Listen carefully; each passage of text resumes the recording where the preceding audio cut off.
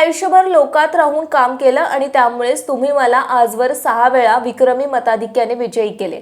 आता यंदाच्या निवडणुकीमध्ये माझ्याऐवजी मुलगा रणजित भैयाला संधी द्या असं आव्हान माढ्याचे आमदार बबन शिंदे यांनी केले। बबन शिंदे हे राष्ट्रवादीच्या अजित पवार गटाचे आमदार आहेत।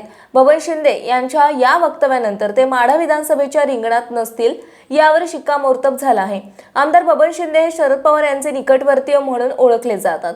मात्र राष्ट्रवादीच्या फुटीनंतर त्यांनी अजितदादांसोबत जाणे पसंत केले। लोकसभेच्या निकालानंतर पुन्हा एकदा बबन शिंदे घर वापसीच्या तयारीत असल्याची चर्चा असून वारंवार ते शरद पवार यांची भेट घेत आहेत।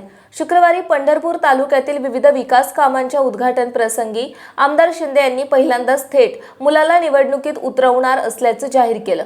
भविष्यात सर्व नवीन पिढी विधानसभेत जात असताना तुम्ही रणजित भैयाला एक संधी द्यावी अशी विनंती आमदार बबन शिंदे यांनी मतदारांना केली आहे।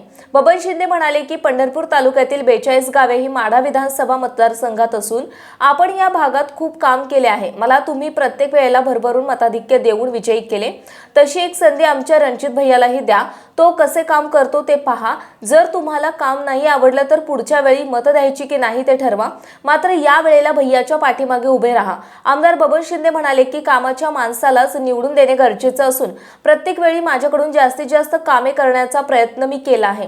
गरीबातला गरीब माणूस जरी दिसला तरी मी गाडी थांबून बोलतो, अशाच पद्धतीने रणजित भैया ही काम करेल। जनता हीच माझी ताकद आहे आणि त्यामुळेच तुम्ही माझ्याप्रमाणे भैयाच्या पाठीशी खंबीरपणे उभे राहावे।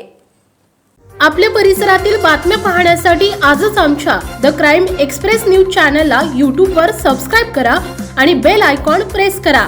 लाईक, कमेंट आणि शेअर करा।